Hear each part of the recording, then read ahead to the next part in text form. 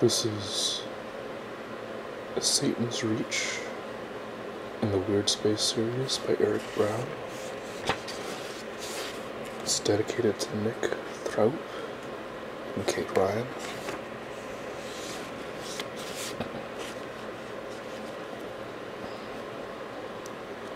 Chapter 1. Dan Harper had never before visited the world of Statan in the star cluster known as Satan's Reach. He'd heard so many horror stories that he decided to keep well away. But a commission to deliver a steamboat engine had proved too lucrative to turn down. He just hoped he wouldn't regret his decision. He instructed his ship, the Judy Hearn, to phase from void space and sat before the view screen as the gray swirl of the void was replaced by a resplendent starscape. At its center rolled the jade-banded planet of Ajanta, attended by its 7 moons. By the 7 moons of Ajanta was a well-known space shanty. It was told of how colony ship Forlorn Hope crash-landed on a planet 5 centuries earlier, and how the colonists survived in inimical conditions in the equatorial jungles, only to fall victim to the planet's inhabitants. Now the two races lived alongside each other in macabre symbiosis. Harper lay back in his sling and said, "The last verse again." A soothing female voice sang. "It's a harsh life, beneath the 7 moons, when thrall of enchantments endure alike. Visitors beware of their basilisk stare, and the threat of the doer's spike. The basilisk stare refer to the gaze of the reptilian aliens, the Ajantans, who resembled tree frogs the size of 10-year-old children.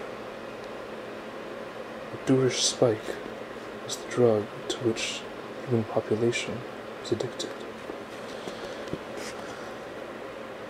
Harper had once met a star captain in a bar on Merchant's landfall, with a terrifying tale to tell of a close shave on Ajanta. He'd come to trade machine parts for Ajantan fruits, which were a delicacy across the reach. But a double-dealing merchant spiked my mash, and that was me, bound for a tree frog brothel. What saved you? Only the fast thinking of my engineer. He slit the throat of the merchant and dragged me from the bar. The captain had shaken his head with retrospective dread. If not for his actions, I'd have been meat, and then dead meat, in an alien orgy. "Dead meat?" Harper echoed. "The Ajantans take their pleasure with you when you're living, and then when you've succumbed to the poison in their secretions, let's say, you go into painful paralysis. This lasts a week, during which you still suffer the indignity of the alien's lusts. Then mercifully, you expire. But, you see, this preservative in the Ajantian system keeps you fresh for a month, while they continue to take their pleasure. After that, well, the heat and humility of the whole has its way, and the Ajantans feed you to the bellyfish." Harper had finished his drink and thanked the captain. In which case, I'd heed your words and steer very clear, sir. Well, yet, here he was, a year later, commanding his starship to spiral down to the planet's only spaceport. It would be a quick extraction, he told himself. Deliver the engine to the spaceport's warehouse, fill in the requisite shits, receive his fee, and take off. 6 hours at most, and he'd never even leave the port. He'd be 8,000 units the richer. His average wage for 6 whole months. He'd reward his enterprise with a few weeks off, maybe even visit the sequestered holds of Amhala. He enjoyed the view of Ajanta swelled in its ring. It was a magnificent sight, with its rippled chiffon cloud cover, ranging through varied shades of green. He tried not to dwell on the depravity concealed by the clouds, and the plight of the human colonists enslaved by the enchantments.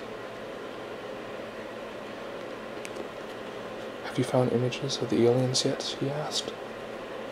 Judy replied, The enchantments prescribe the taking of images to themselves, Dan. It is, they say, against their religion. They're religious? Well, they hold certain primitive beliefs. They worship an apocryphal giant bellyfish, the destroyer of everything, they call it, which will consume their world and the entire universe at the end of time. And their morality, or lack of, they are solipsistic.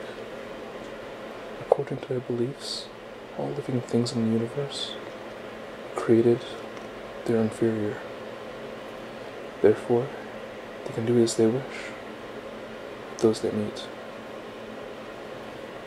If they dwell within the jurisdiction of the expansion, then the human authorities would decree their world out of bounds. But they're in the core of Satan's reach.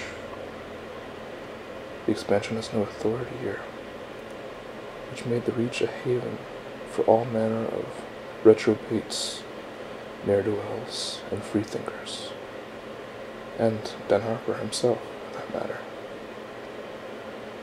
But to answer your original question, I have managed to locate a single low-quality 3D of an enchanting.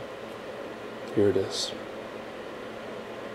Harper leaned forward as the bottom quadrant of the screen showed a squat, bulbous creature with spindly limbs. He had expected the aliens to facially resemble terrestrial frogs or toads, but their faces were flattened and fish-like at the same time, with great, callous eyes and mouths revealing 2 rows of spiked teeth. I've seen enough. The image vanished. The chances are, Judy said, that you won't come across the natives. They do not frequent the port, and stay hidden in their underground jungle lairs. But they're a spacefaring race? Correct. They have inhabited 3 of their moons, and centuries ago made hostile forays in the neighboring world of Feray, where they subjugated the inhabitants and plundered the planet's minimal riches. They withdrew after a couple of decades, leaving a dead world behind them, and they haven't ventured forth since. Let's hope it stays that way, Harper said. Very well. I think a little music while we descend And if you would care to sing, an aria from the Greenville's Fourth, perhaps? Perfect. He leaned back in his sling and closed his eyes. And if I fall asleep, wake me before we land. The music swelled around him, followed by the singer's sweet contralto. He drifted off. He had only vague memories of his mother, singing in the house where they lived in the world of Denby. She had sold him to the expansion shortly after. He tested psi positive at the age of 4. 16 years later, he graduated from the college as a certified grade 1 telepath. He'd taken the leave due to him and gone in search of his mother. He harbored little resentment towards her for selling him into what was effectively a life of servitude to the state. She'd no doubt had her pressing reasons, and he'd wanted to know that reasons. He returned to Denby to find that she'd moved on. Following rumors and scant leads, traced her last known whereabouts to the world of Ixeria, and for a month he trawled the records of the planet's major city, and discovered that she'd worked as a singer in a bar in the seaport of Nova Cadis. He'd found the bar and sat nervously in the shadows as 3 singers entertained the drinkers one by one. He left his Pharaon ear, a device that would amplify his tele-ability, back at the hotel, not wanting to intrude upon his mother's mind, if he should have the good fortune to find her. He would reserve the right to read her later, if she proved unforthcoming with her reasons for giving him up.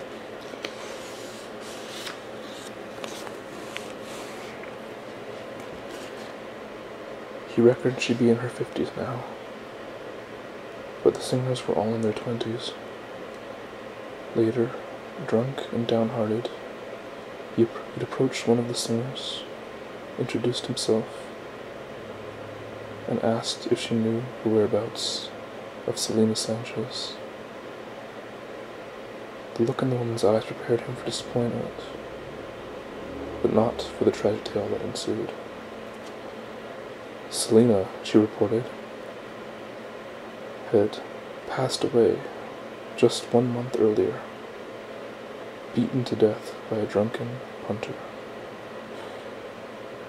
Harper had kept his emotions in check, something he'd been well taught to do during his telepath training, and did not inquire too closely about his mother's last profession. The reference to a punter was ominous, and he preferred to think of his mother as a singer, an entertainer.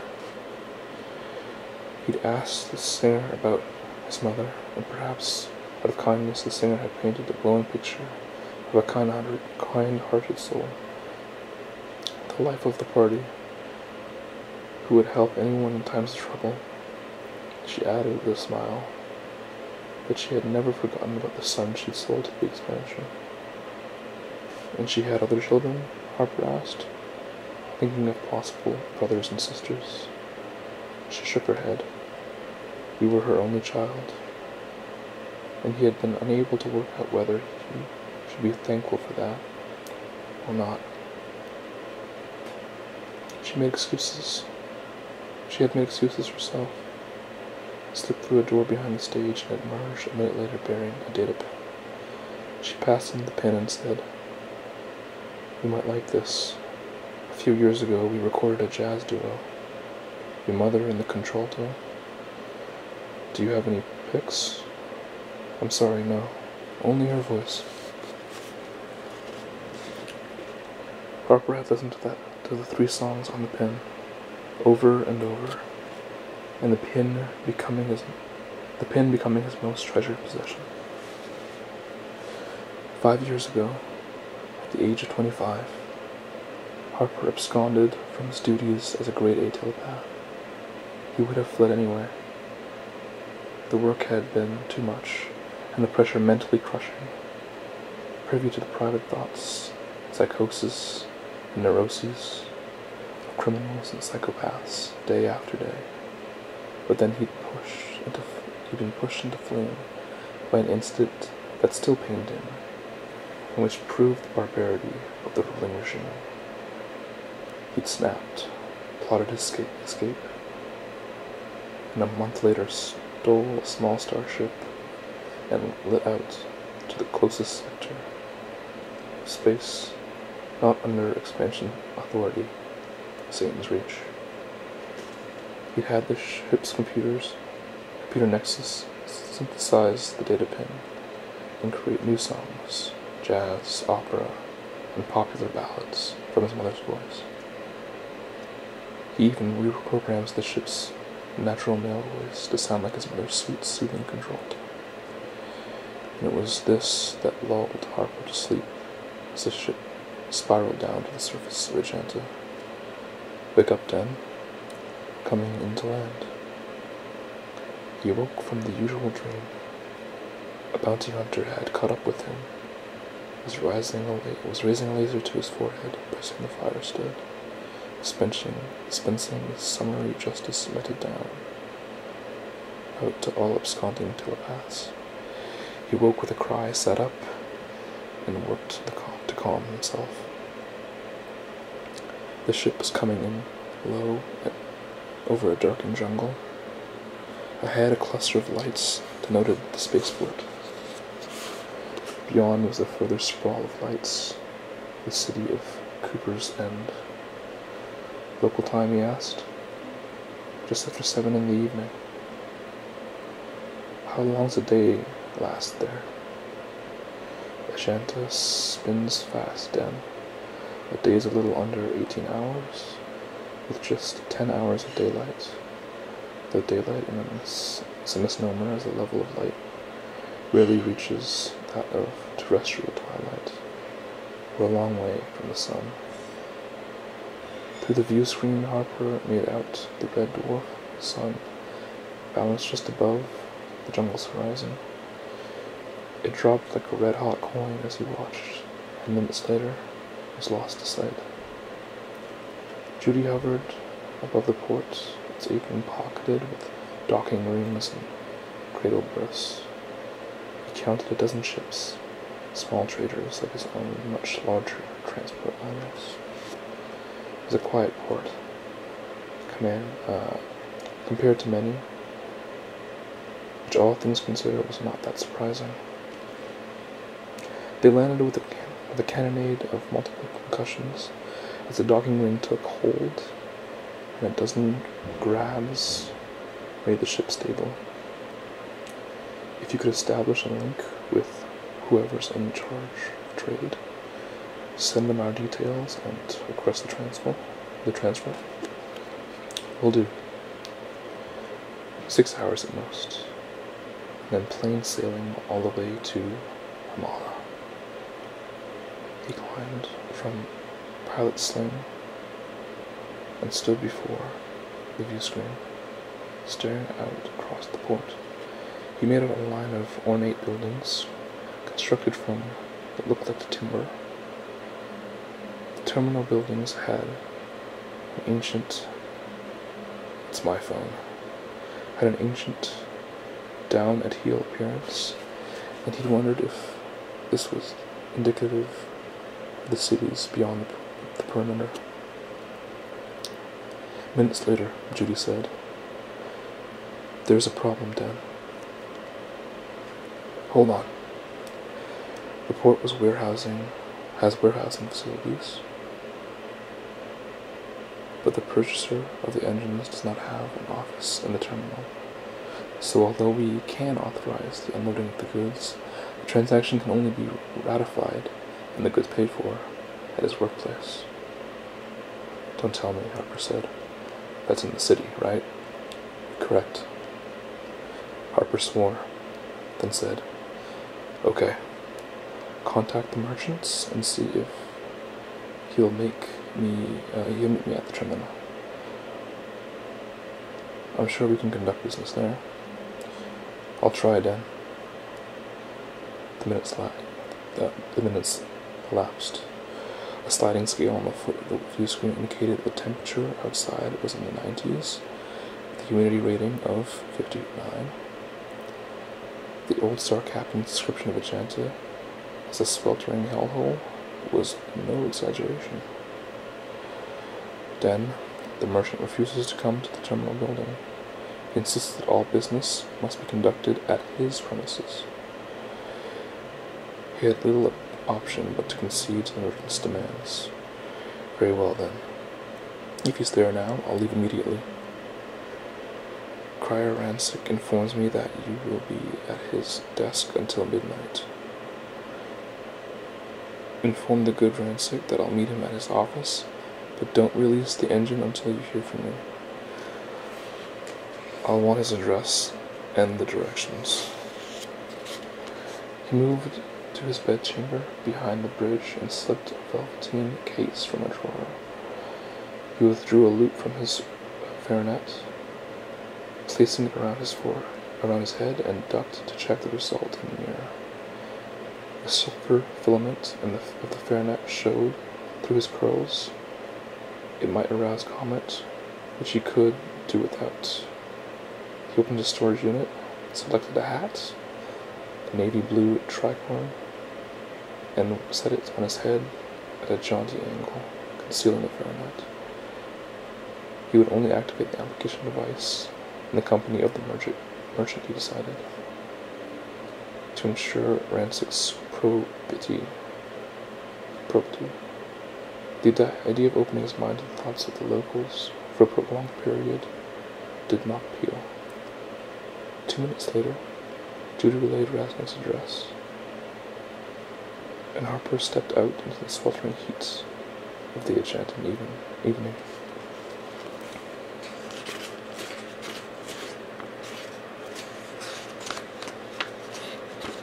Let's see.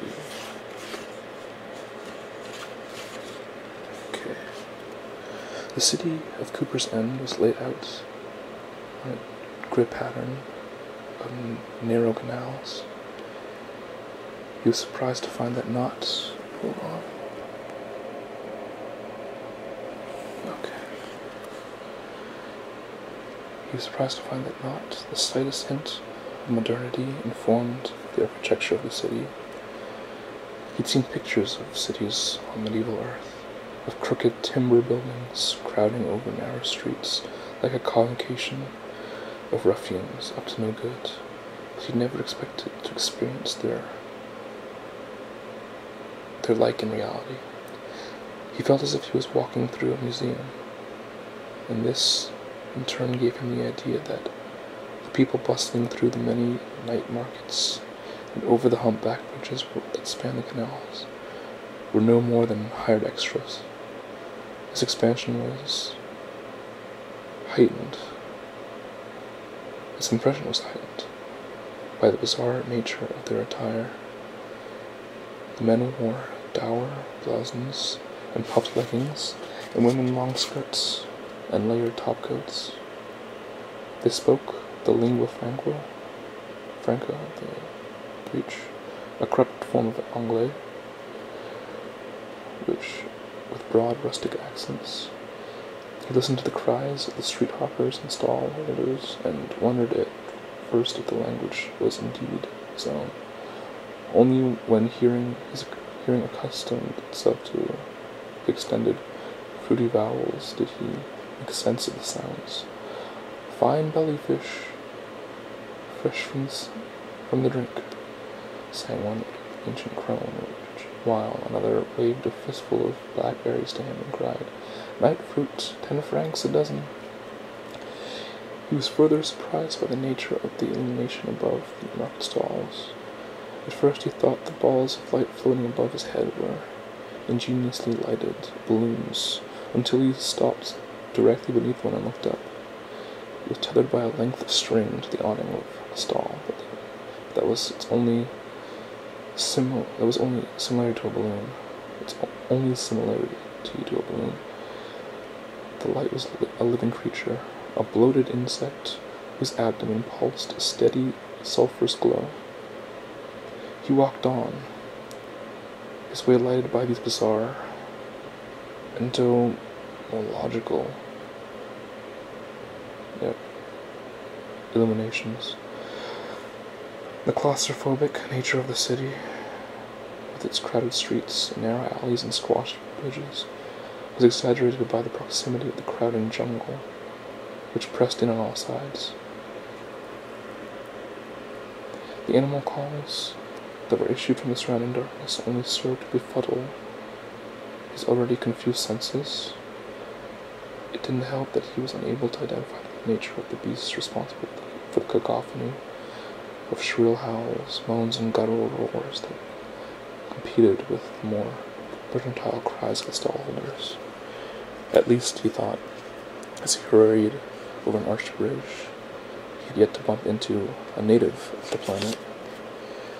He followed Judy's directions and found himself at a broad boulevard that ran between a canal and a higgledy-piggledy line of timber dwellings, behind which loomed the inky jungle. This was Spinner's Way, and a third building along the street was housed the venerable company of Rasnick and Gottfried, general merchants. Okay. So this has been Eric Brown's Satan Reach.